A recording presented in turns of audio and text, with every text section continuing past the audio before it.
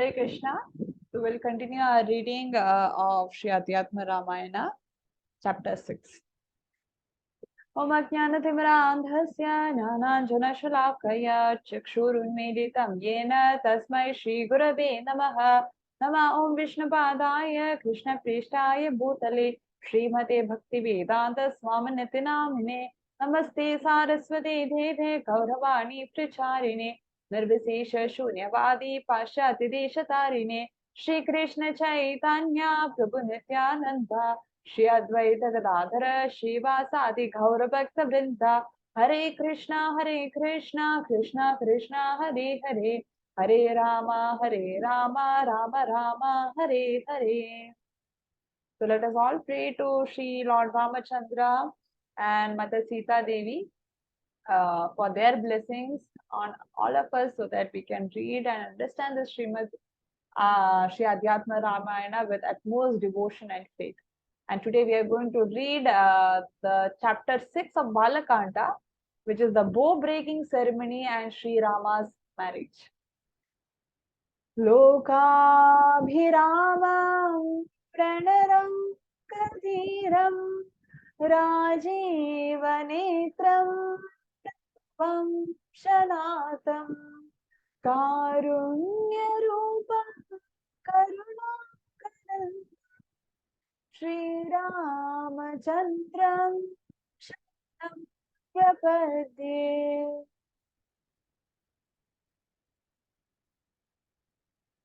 Yes. So Baala Kanda, chapter 6, the bow breaking ceremony and Sri Rama's marriage. Basically, Sita Swayamvara. So, Sage Sutta said, thereafter, sage Vishwamitra said to Raghava and Lakshmana, Son, now we shall go visit the city of Mithila, which is nourished by a king named Janaka. After seeing the yajna ceremony performed by him, you can go back to Ayodhya. Saying thus, he came to the banks of river Ganges to cross it along with Sri Rama. There, the boatman stopped Raghunandana from setting foot on his boat. The boatman said, O Lord, it is well known that your feet has some magical powers, that you make a human being. What is the difference between a stone and a wood? Hence, before you step in my boat, I will wash your feet to ensure that my wooden boat is not turned into any lady. So, in this way, after getting your feet cleansed, I shall take you across the river. Otherwise, O Lord, if the boat turns into a beautiful woman by the touch of the dust of your feet, then the very livelihood of my family shall be snatched away from me. Saying this, Kevat, the boatman, washed the Lord's feet and then took him across the river. From there, sage Vishwamitra, accompanied by Sri Rama and Lakshmana, proceeded to Mithilapuri. At the crack of dawn, they arrived at Nagar, which is Janakpur, and halted at the place Marg for aesthetics, sages, and hermits. At that time, hearing the news of the arrival of sage Vishwamitra, King Janaka felt extremely delighted, and taking necessary items for worship and welcome, he came there along with his royal priest, prostrated before the most exalted sage Vishwamitra, and honored him. Then, seeing those two princes of Raghu clan who lightened up all the directions with their radiant glow like a second brilliant and splendorous sun, as well as the magnificent and enchanting moon respectively, he asked, who are these two lions who resemble the sons of gods? They kindle affection in my heart as if they were Nara and Narayana themselves. Then sage Vishwamitra made Janaka feel delighted and exhilarated by saying, these two brothers, Sri Rama and Lakshmana, are the sons of Dasharatha, the king of Kaushala. I have brought them here from Ayodhya to protect my fire sacrifice. While on the way, the most valorous and valiant Raghava has slayed Tadaka, who was terrorizing this world by a single arrow at my instructions. Thereafter, having reached my hermitage, he had killed Subahu and other demons who have been desecrating my fire sacrifice, and threw Marich far off into the ocean. After that, he came to the holy and pure hermitage of the great sage Gautama on the banks of river Ganges. There he saw Gautama's wife in the form of a stone and turned her back into a divine form by merely touching her with his lotus-like feet. Seeing Ahalya, he paid his respects to her and then accepted her offerings of worships and prayers. Presently, he has come here to have a look at Lord Shiva's bow.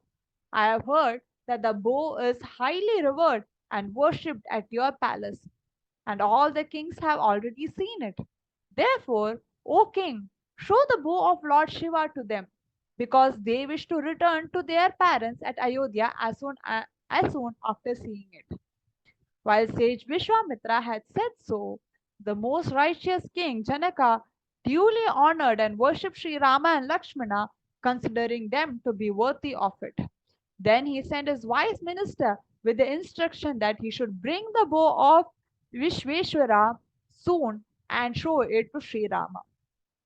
When the minister had gone, the king said to Vishwamitra, "If Sri Rama can lift the bow and string it, I will surely marry my daughter Sita to him."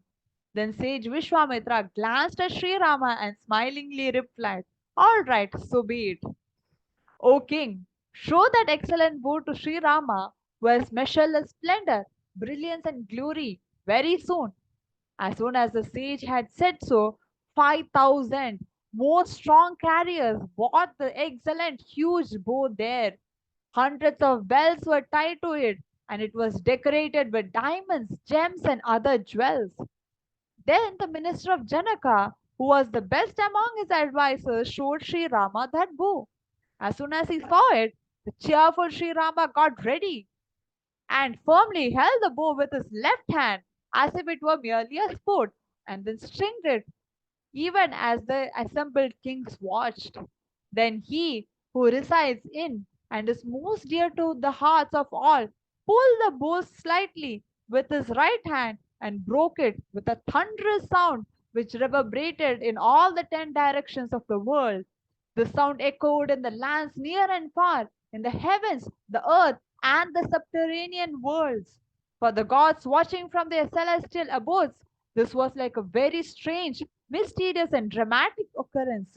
The gods covered him with a blanket of flowers falling in a torrent, and sounded their trumpets and kettle drums, and sang the glories and honors of the Lord, while celestial female dancers broke into a spontaneous dance.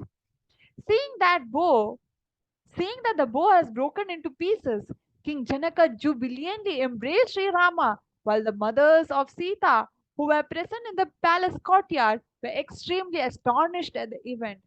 After that, Sita, who was fully decked up in colorful bridal gear and who had a complexion resembling gold, came there with a cheerful, enchanting, but a low profile, shy smile on her face. She had a golden garland in her right hand, which was adorned by pearl necklace, earrings, tinkling and jingling anklets, and other ornaments. She had a golden garland in her right hand. She was adorned by a pearl necklace, earrings, tinkling and jingling anklets, and other ornaments, while her full bosoms were apparent behind the excellent sari which she wore. Smiling modestly, Sita put the garland on Sri Rama and felt glad and delighted at doing so. All the queens who watched that fully decorated and world enchanting image of Sri Rama from the balconies and windows of the palace felt extremely exhilarated at that moment. Then the king, who was an expert in all the Shastras, said to sage Vishwamitra, "O the most exalted sage Kaushika," was Vishwamitra, "you should send a letter of invitation to King Dasharatha immediately. He should come to attend the marriage ceremony of the princess accompanied by his other sons, queens, and ministers." Then Vishwamitra replied, "All right," and sent swift messengers with the errand. The messengers went to the lion among kings, Dasharatha, and told him about the well-being of Sri Rama. Hearing about the strange and marvelous deeds done by Sri Rama, the king was submerged in extreme joy and delightedness. Then, showing eagerness to proceed to Janakpur at the earliest, he instructed his ministers, accompanied by elephants, horses, chariots, and footmen, everyone should proceed to Mithilapuri post haste. Bring my chariot immediately too. Don't delay. I shall embark on the journey today itself. Let my Guru Vashishta, who is the best among sages, accompanied by his wife Arundhati and the ritualistic fires, proceed in the vanguard along with all the mothers of Sri Rama. Having thus made everyone proceed ahead of him, the exalted King Dasharatha mounted a huge chariot and surrounded by the army, royal entourage, and accompanied with pomp and pageantry, proceeded hurriedly towards Janakpur with great swiftness and agility. Hearing that Dasharath was like a tilak in Raghu Vamsha has arrived, King Janaka, accompanied by his priest Shatanand joyfully went forward to receive him. He duly welcomed the praiseworthy and honorable king as per established traditions and worshipped him. Thereafter, Sri Rama, along with Lakshmana, bowed at the feet of his father. Feeling extremely exhilarated, Dasharatha said to him, O Rama, it is very fortunate today that I am seeing your face, which resembles a fully blooming lotus flower. By the grace and kindness of the honorable sage Vishwamitra, I have been blessed with welfares and fortunes in every respect. Saying this, he repeatedly embraced him, smelt his head, and was subsequently drowned in extreme bliss due to the acceleration and happiness provided by the occasion.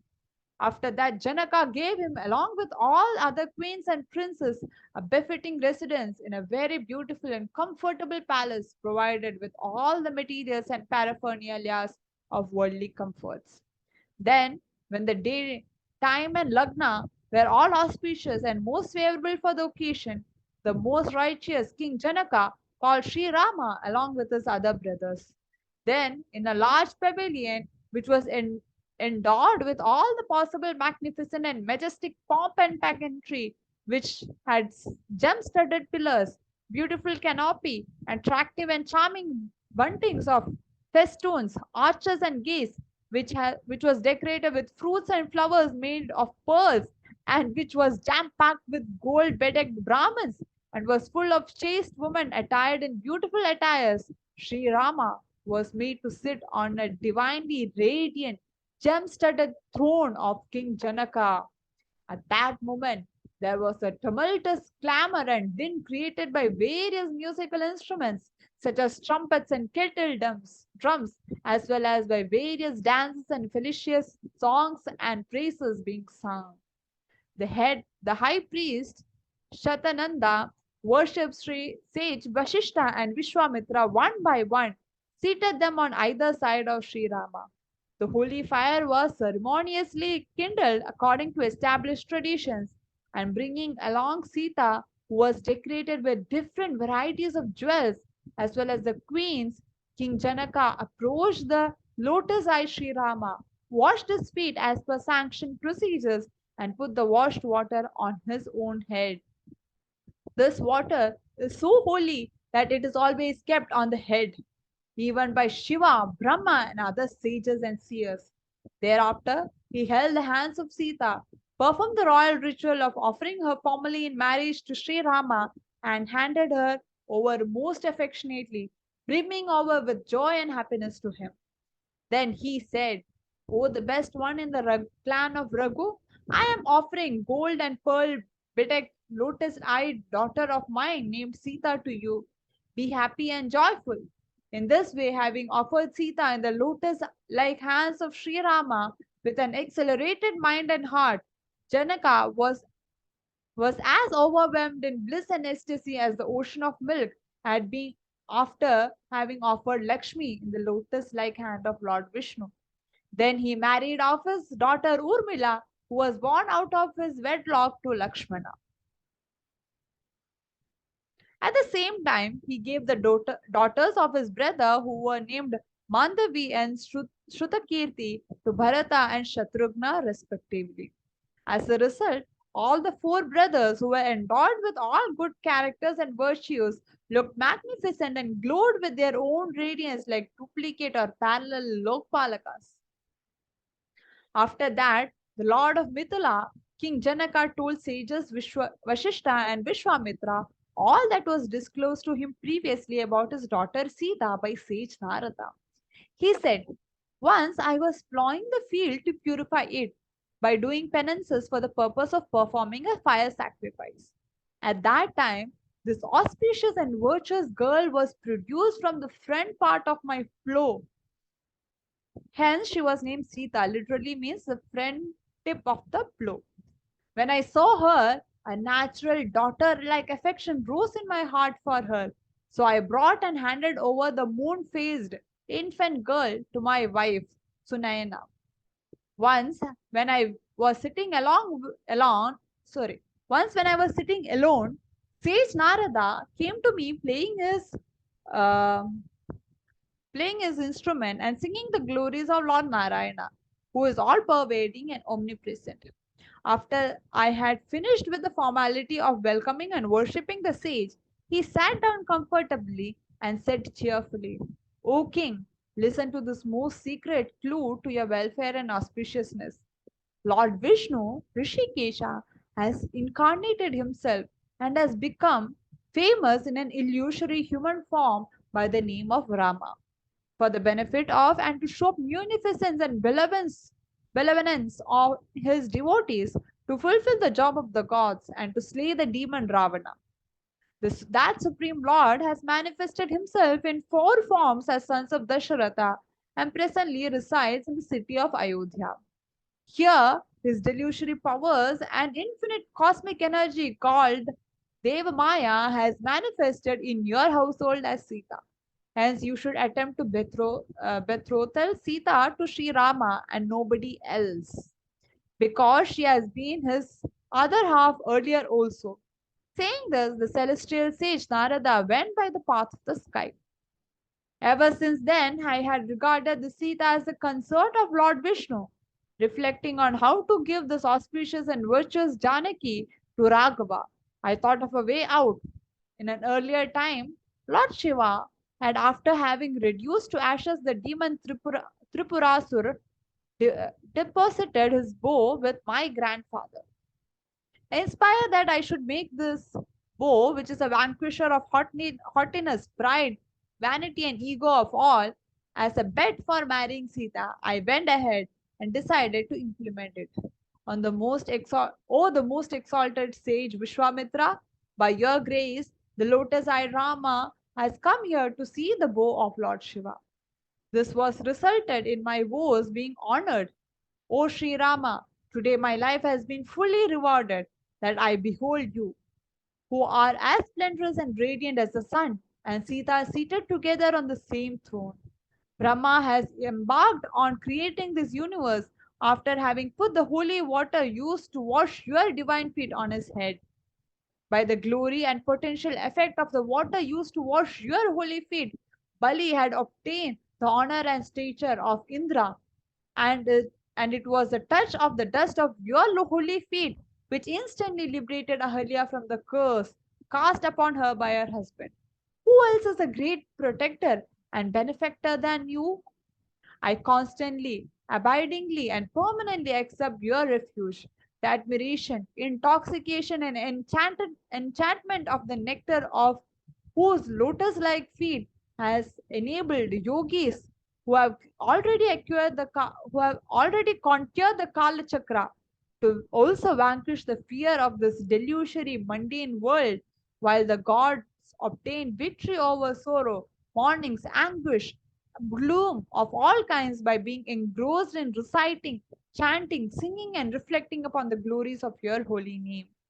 Having thus lauded and sung Sri Rama's glories and praises, the king gave him as dowry 100 crore gold sovereigns, 10,000 chariots, 10 lakh horses, 600 elephants, 1 lakh footmen, and 300 maid servants.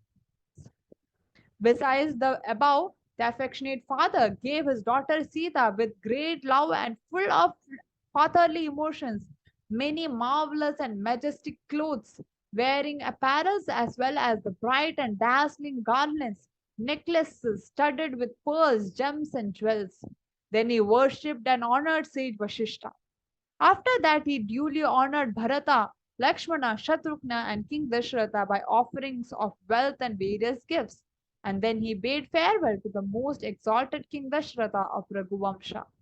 The mothers clasped the weeping Sita to their bosom and advised her, "O dear daughter, you must constantly and vigilantly serve your mother in laws, diligently follow Sri Rama, rely on the edicts, tenets, and sanctified code of behavior or conduct for a chaste and loyal wife, and live contented and contentedly and happily."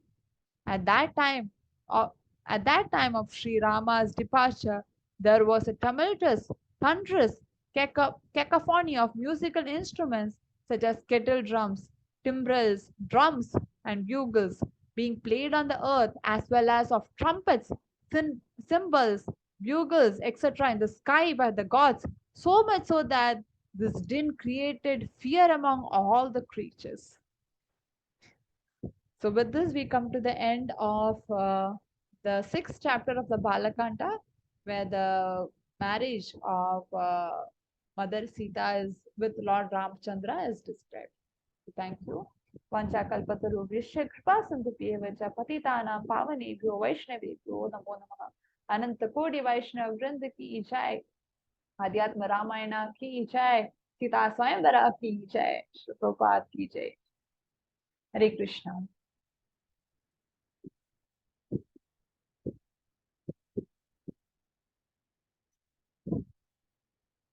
Raghupati Raghav राजं Sankeertana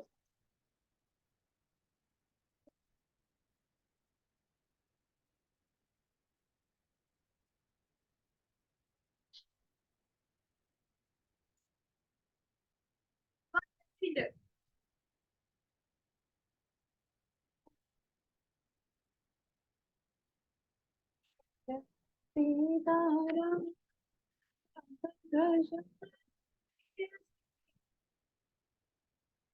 Ram